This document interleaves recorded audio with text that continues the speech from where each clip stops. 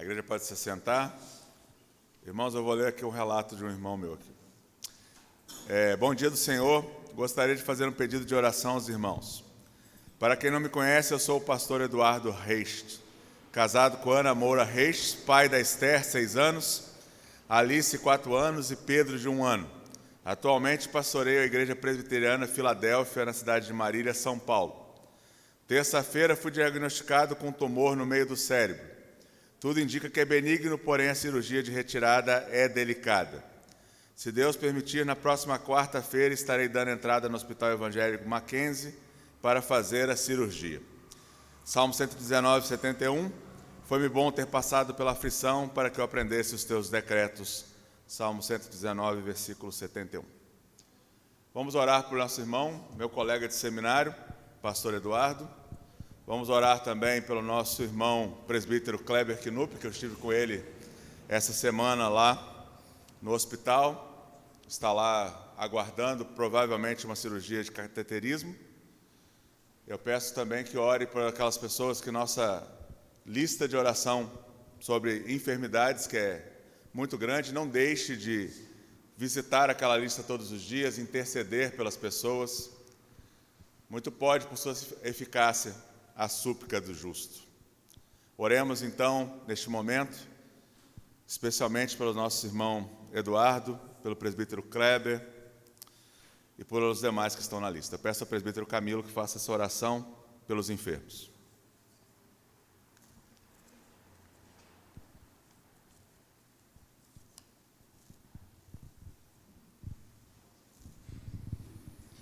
Senhor amado, nesta manhã nós te agradecemos por esta oportunidade que temos na tua casa, neste local que nós consagramos para prestar culto de louvor e adoração ao teu santo nome.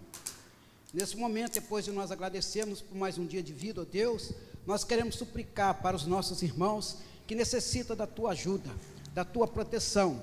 Suplicamos, ó Deus, aqueles que estão enfermos, que seja feita a tua santa vontade, que tu possa curá-los para a honra e glória do teu santo nome. Pedimos, ó Deus, a tua bênção, a tua proteção para os nossos irmãos que sofrem perseguições por amor do teu Filho amado. Pedimos, ó Deus, tu seja com ele, que teu Santo Espírito possa enchê-lo de tal maneira que eles possam entregar suas vidas inteiramente na mão do Senhor e confiar só em ti, porque tudo é de acordo com a tua santa divina vontade. Verdade. Nós te pedimos e te agradecemos em o nome de Jesus. Amém. Amém. Ainda no assunto da intercessão, aqueles que pegaram o cartão do Minha Cidade para Cristo, não se esqueçam de orar pelos nomes que você colocou aqui para que sejam alcançados pelo Evangelho de Jesus Cristo. Vamos passar então para a pregação da Palavra de Deus. Eu convido os irmãos que abram no livro de Josué, capítulo 9. Josué 9. E por gentileza, acompanhe a leitura de todo o texto. Josué, capítulo 9, assim diz a toda suficiente Palavra de Deus. Sucedeu que, ouvindo isso, todos os reis que estavam daquém do Jordão, nas montanhas e nas campinas, em toda a costa do Mar Grande, defronte do Líbano, os heteus, os amorreus, os cananeus, os ferrezeus, os heveus e os jebuseus, se ajuntaram eles de comum acordo para pelejar contra Josué e contra Israel. Os moradores de Gibeon, porém, ouvindo o que Josué fizera com Jericó e com Ai, usaram de um estratagema e foram e se fingiram embaixadores, e levaram sacos velhos sobre os seus jumentos, e odres de vinho velhos, rotos e consertados. E nos pés, sandálias velhas e remendadas e roupas velhas sobre si. E todo o pão que traziam para o caminho era seco e bolorento. Foram ter com Josué ao arraial, a Gilgal, e lhe disseram a ele e aos homens de Israel: chegamos numa terra distante, fazei, pois, agora a aliança conosco. E os homens de Israel responderam aos heveus: porventura habitais no meio de nós? Como, pois, faremos aliança convosco? Então disseram a Josué: somos teus servos. Então lhe perguntou Josué: quem sois? De onde vindes? Responderam-lhe: teus servos vieram de uma terra muito distante, por causa do nome do Senhor teu Deus. Porquanto ouvimos a sua fama e tudo quanto fez no Egito, e tudo quanto fez aos 2 reis dos amorreus que estavam da além do Jordão, Seom, rei de Esbom, e Og, rei de Bazã, que estava em Astarote. Pelo que nossos anciãos e todos os moradores da nossa terra nos disseram: tomai convosco provisão alimentar para o caminho, e ide ao encontro deles, e dizei-lhes: somos vossos servos, fazei, pois, agora aliança conosco. Este nosso pão tomamos quentes das nossas casas, no dia em que saímos para vir ter convosco. E ei-lo aqui agora, já seco e bolorento. E estes odres eram novos quando o enchemos de vinho, e ei-los aqui já rotos. E essas nossas vestes e nossas sandálias já envelheceram por causa do muito longo caminho.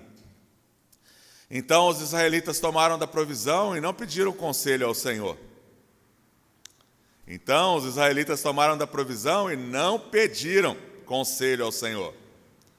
Josué concedeu-lhes paz e fez com eles a aliança de lhes conservar a vida. E os príncipes da congregação lhe prestaram juramento. Ao cabo de 3 dias, depois de terem feito a aliança com eles, ouviram que eram seus vizinhos e que moravam no meio deles. Pois partindo os filhos de Israel, chegaram às cidades deles ao 3º dia. Suas cidades eram Gibeon, Quifira, Pierrote e Quiriate Jearim. Os filhos de Israel não os feriram, porquanto os príncipes da congregação lhe juraram pelo Senhor, Deus de Israel. Pelo que toda a congregação murmurou contra os príncipes. Então todos os príncipes disseram a toda a congregação: nós lhe juramos pelo Senhor, Deus de Israel, por isso não podemos tocar-lhes. Isto, porém, lhe faremos: conservar-lhe-emos a vida, para que não haja grande ira sobre nós, por causa do juramento que já lhe fizemos. Disseram-lhe, pois, os príncipes: vivam! E se tornaram rachadores de lenha e tiradores de água para toda a congregação, como os príncipes lhe haviam dito. Chamou-o Josué e disse-lhes: por que nos enganastes, dizendo: habitamos muito longe de vós, sendo que viveis em nosso meio? Agora, pois, sois malditos, e dentre vós nunca deixará de haver escravos, rachadores de lenha e tiradores de água para a casa do meu Deus. Então responderam a Josué: é que se anunciou aos teus servos como certo, que o Senhor teu Deus ordenara a seu servo Moisés, que vos desse toda esta terra, e destruísse todos os moradores dela diante de vós. Por isso tememos muito por nossa vida, por causa de vós, e fizemos assim. Eis que estamos na tua mão, trata-nos segundo te parecer bom e reto. Assim lhes fez, e livrou-os das mãos dos filhos de Israel, e não o mataram. Naquele dia, Josué os fez rachadores de lenha e tiradores de água para a congregação e para o altar do Senhor, até o dia de hoje, no lugar que Deus escolhesse. Vamos orar mais uma vez. Amado Deus e Pai, mais uma vez estamos aqui, Senhor Deus, reunidos no dia do Senhor, diante da Tua Palavra, para aprender dela, Senhor Deus, aquilo que deve ser aplicado às nossas vidas em nosso tempo, para aprender dela o que significou, o que aconteceu aqui, naquele tempo, e para sermos, Senhor Deus, cada vez mais vigilantes em nossas atitudes e ações, como os Teus servos que somos. Que o Senhor nos dê sabedoria do alto, iluminação do Espírito e consciência, Senhor Deus, que lutamos as mesmas batalhas ainda hoje, até chegarmos a Sião, o novo céu e a nova terra. Oramos em nome de Jesus. Amém.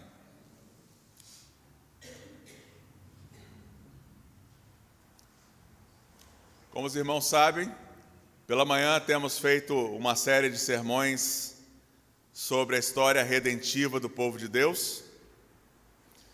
E temos agora atendido ao livro de Josué, por ser o equivalente nosso no Novo Testamento de Atos dos Apóstolos. Josué, neste caso, que acabamos de ver, nos mostra nesse texto o desastre dos votos precipitados. O desastre dos votos precipitados. É dito aqui no versículo 14 do capítulo 9, então os israelitas tomaram da provisão e não pediram conselho ao Senhor. Amados, votar precipitadamente diante de Deus, como nós lemos lá em Eclesiastes, capítulo 5, versículos 4 e 5, e não cumprir os seus votos é fazer papel de tolo diante de Deus. Deus nos tem como seres responsáveis por nossas atitudes. Ele não inocenta o culpado. Portanto, quando você votar alguma coisa, vote de maneira consciente de que você deve cumprir seus votos. Quando nós votamos, como eu já disse aqui, quando líamos o texto de Eclesiastes, quando você casou, você fez votos. Alguns elaboraram votos com uma folha de papel gigante, prometendo diversas coisas a seu futuro cônjuge.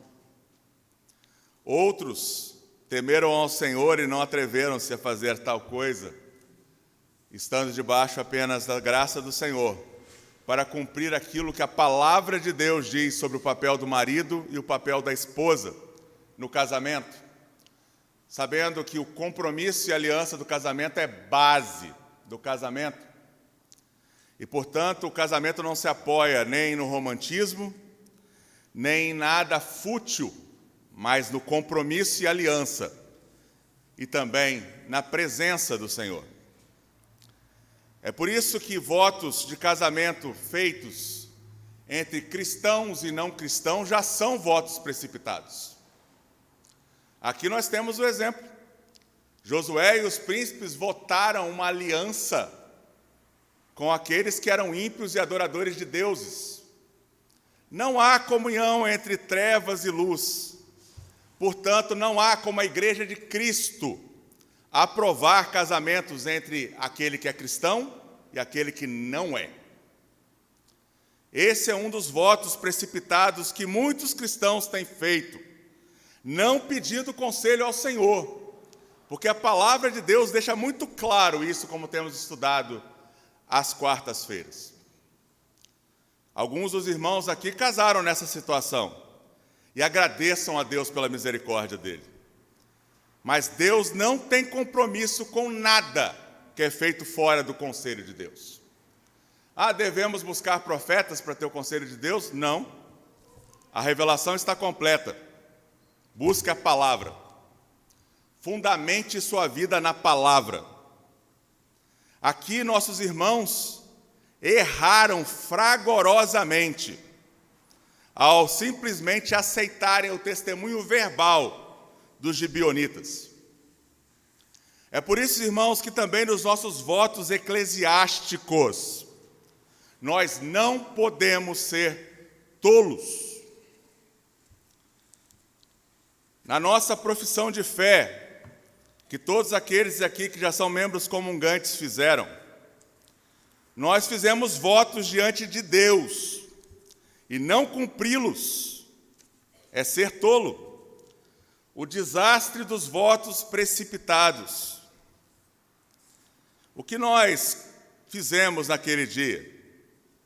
Vou lembrar a todos aqui, podem ter esquecido dos seus votos. Vocês creem em um só Deus que subsiste em 3 pessoas? O Pai, Criador de todas as coisas visíveis e invisíveis. O Filho, que foi concebido por obra do Espírito Santo e nasceu da Virgem Maria, o qual morreu pelos nossos pecados e ressuscitou para a nossa justificação. E o Espírito Santo, santificador das nossas almas e doador da vida? E você deveria ter respondido, cremos. Isso é um voto. Você crê assim? Ou você mudou? Vocês creem que as Escrituras sagradas do Antigo e do Novo Testamento são a palavra de Deus e a única regra de fé e prática dada por Ele à sua igreja, e que são falsas e perigosas todas as doutrinas e cerimônias contrárias a essa palavra, e todos os usos e costumes acrescentados à simples lei do Evangelho de nosso Senhor Jesus Cristo? E a sua resposta foi: cremos. Você está querendo agora acrescentar coisas à obra do Senhor? Você está querendo acrescentar coisas ao culto do Senhor? Você está olhando para a Bíblia e falando: não, eu não concordo com esse ensino da Bíblia. Não, eu não quero viver assim. Como assim a Bíblia tem coragem de me confrontar? Você votou que acredita nessas coisas. Você votou dizendo que a Bíblia é a tua regra de fé e prática, mesmo que você precise abrir mão de alguma coisa que você gosta, de algum pecado oculto que você carrega. Os votos precipitados são um desastre. Quando você votou, você foi precipitado? Você não crê mais na Bíblia? Deixe de ser cristão, vá embora.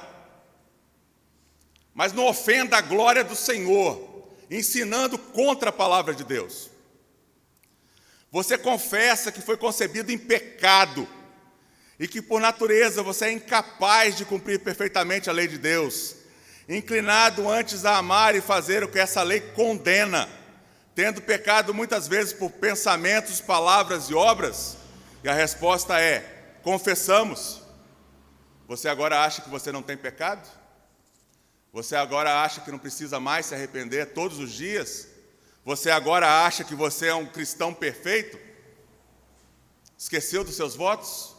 Esqueceu que você é um pecador redimido, que todos os dias deve se confrontar através da palavra de Deus, para ver se seus pensamentos, palavras e obras estão de acordo com a palavra de Deus?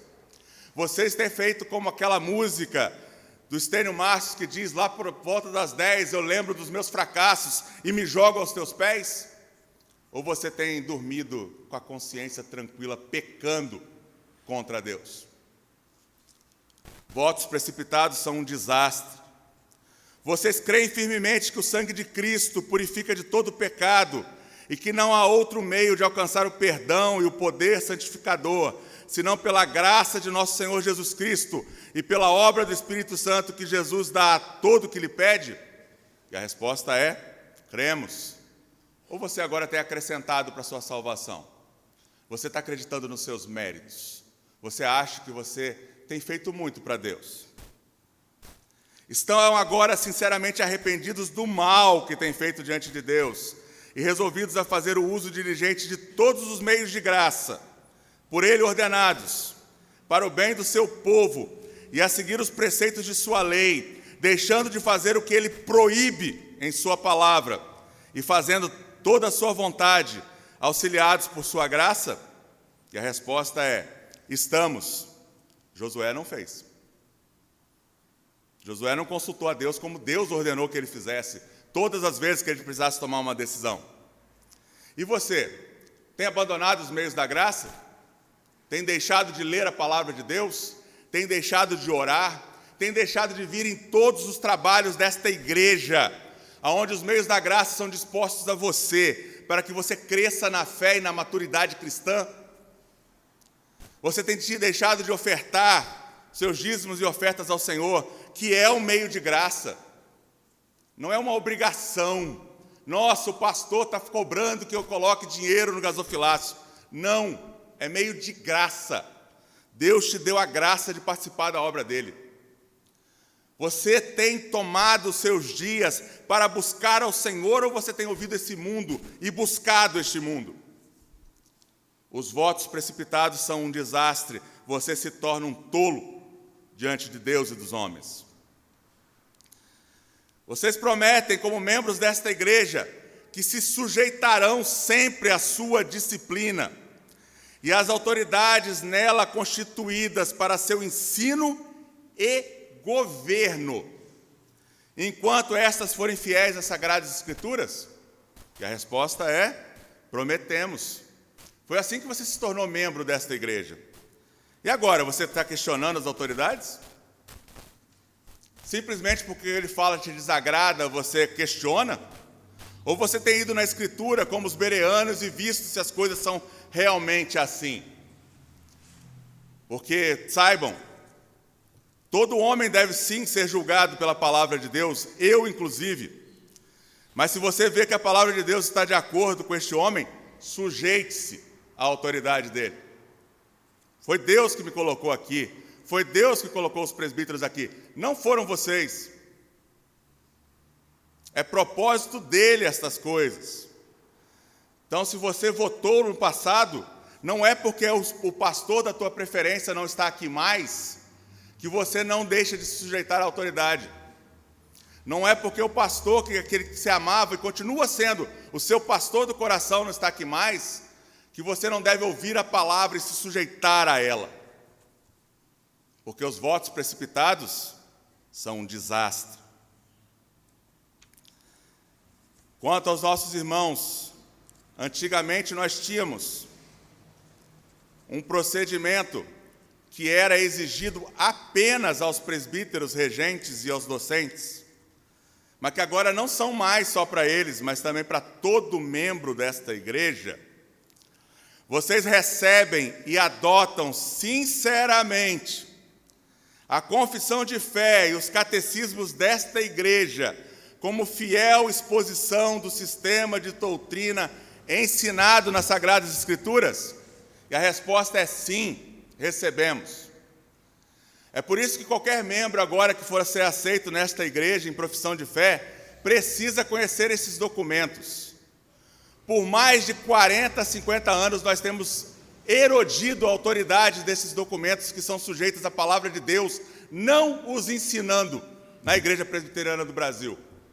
Sendo que o nosso símbolo de ordem diz claramente que a nossa igreja é uma igreja governada por estes documentos e a nossa doutrina está exposta aqui. Você tem ensinado ao contrário da doutrina que está aqui? Você tem ido contra os seus votos diante de Deus? Você tem sido um tolo, uma tola? Os votos precipitados são um desastre. Observe que quem pecou principalmente neste ponto dos votos precipitados, como diz o texto, foram os príncipes da congregação. Amados irmãos presbíteros comigo. Foram eles, junto com Josué, versículo 15, que concedeu paz aos gibeonitas e fez com eles a aliança de lhes conservar a vida. E os príncipes da congregação lhe prestaram juramento. Antes de aceitarmos qualquer pessoa no meio de nós, como membro desta igreja, nós, como príncipes da congregação, devemos julgar suas intenções, devemos verificar se eles são de fato cristãos. Não devemos aceitar apenas um anúncio de boca, como os gibeonitas fizeram. Não devemos aceitar só a aparência de piedade. As pessoas precisam ser testadas antes de serem membros da igreja. Até o 3º século, enquanto a igreja sofreu perseguição irrestrita do Império Romano e dos judeus, aqueles não convertidos, obviamente, a porta de entrada das igrejas era semi-aberta. Depois que Constantino se declarou cristão, todo tipo de pagão entrou para a igreja. E por isso a igreja que se chama romana degringolou, virou o que a nossa confissão de fé diz que ela é, uma sinagoga de Satanás, liderada por um exemplo de anticristo. Por quê?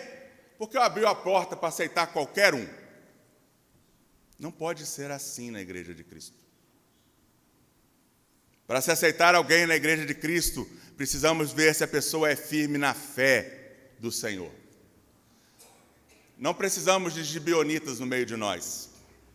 Não precisamos de gibeonitas que, como é dito aqui neste texto, usaram um estratagema para poder ir contra a palavra de Deus. Acompanhe comigo a leitura novamente. Versículo 22. Chamou-o Josué e disse-lhes: por que nos enganastes, dizendo: habitamos muito longe de vós, sendo que viveis em nosso meio.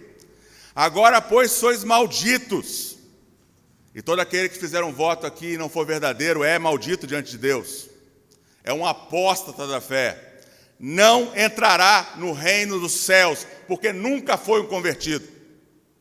Agora, pois, sois malditos, e dentre vós nunca deixará de haver escravos, rachadores de lenha e tiradores de água para a casa do meu Deus. Então lhe responderam a Josué: é que se anunciou aos teus servos, como certo que o Senhor, Yahvé, teu Deus, ordenara a seu servo Moisés, que vos desse toda esta terra, e destruísse todos os moradores dela diante de vós. Por isso tememos muito por nossa vida, por causa de vós, e fizemos assim. Então nós vemos que estes homens decidiram enganar os líderes do povo de Deus para fazer com que a promessa de Deus não se cumprisse. Então, amados irmãos presbíteros e outros líderes desta igreja, nós precisamos sim julgar a fé dos outros. Nós fomos chamados para isso como anciãos. É o propósito de Deus para nós. Analisar, julgar, avaliar, corrigir, disciplinar, apoiar, andar junto, discipular, para que os cristãos sejam aqueles que votam e cumprem, seja aqui na igreja, seja no mundo secular. Nós precisamos tomar cuidado para que o povo, como é dito lá no texto, não se volte contra nós. Como está dito no versículo 18, os filhos de Israel não os feriram, porquanto os príncipes da congregação lhe juraram pelo Senhor, Deus de Israel, pelo que toda a congregação murmurou contra os príncipes. Se nós não queremos deixar que os nossos irmãos, membros dessa igreja, caiam no horrível pecado da murmuração, que Deus odeia, diga-se de passagem, nós, como autoridades dessa igreja, devemos sim, antes de fazer a aliança, que é uma profissão de fé, devemos avaliar aqueles que são aceitos entre nós, para que não haja entre nós o desvio que houve com a presença destes homens e mulheres pagãos no meio do povo de Israel. O povo de Israel, em vez de seguir a doutrina clara da palavra de Deus, da maneira correta, por causa da presença dos gibeonitas e outros cananeus e amorreus, heteus e jebuseus que ficaram no meio deles, começaram a adorar ídolos, começaram a seguir doutrinas estranhas. Nós somos os guardiões daquilo que está escrito aqui, que a doutrina bíblica está escrito neste documento. Ele é a Bíblia? Não, não é. Ele é sujeito à Bíblia e tem a sua autoridade a partir da Bíblia. Se você quer reformar alguma coisa aqui, consiga que 70% do Supremo Concílio vote a favor de reformar. Mas me mostre algum erro aqui você. Eu não consegui ver. Tem 20 anos que eu estudo o documento. Portanto, amados irmãos, os nossos votos, como diz Tiago, capítulo 5:12, devem ser quando votarmos, se preciso for, como é o caso de uma profissão de fé, por exemplo, ou do casamento, como eu citei anteriormente, sejam sim, sim e não, não, para não cairmos em juízo. A nossa igreja está sob juízo, a Igreja Presbiteriana do Brasil, porque estamos suportando entre nós gibeonitas, cananeus, amorreus, ou seja, liberais, neopentecostais e todos aqueles que não seguem a doutrina bíblica, reformada, confessional, que esta igreja defende em seus documentos. Que Deus nos livre dessa praga, antes que nós sejamos cada vez mais dizimados, como temos sido. Que os nossos votos não sejam precipitados, mas sejam votos consolidados na palavra de Deus e no ensino correto da Escritura. Lembre-se, como eu já disse em outras pregações, nós não somos como Caim. Nós somos, sim, cuidadores dos nossos irmãos. Nós precisamos discipular uns aos outros. Nós precisamos andar uns com os outros. Nós precisamos confrontar uns aos outros. Fugir do ensino da palavra de Deus é negar o seu voto quando você fez a profissão de fé. Você precisa aprender cada vez mais da palavra. Você precisa ter comunhão com os meios da graça. Você não pode se perder pensando como um gibionita, só pensando em preservar sua vida, ganhar dinheiro, ser bem-sucedido na sua profissão. Você precisa caminhar para o céu, sendo alguém que não é precipitado e que não sofrerá um desastre. Tem muitas pessoas que estão na igreja achando que são cristãs, mas não são. E quando chegar naquele último dia, eles ouvirão de Jesus: nunca vos conheci, apartai-vos de mim, aqueles que praticam a iniquidade. E muitas vezes as responsabilidades serão dos líderes, que não tiveram a coragem de confrontar seus irmãos membros nominais da Igreja de Cristo. Que Deus aplique essa palavra, que foi sim dura, mas mesmo a dureza, como eu expliquei lá no caso de Acã na semana passada, mostra que o amor existe neste ponto. Porque você sabe quem mais te ama?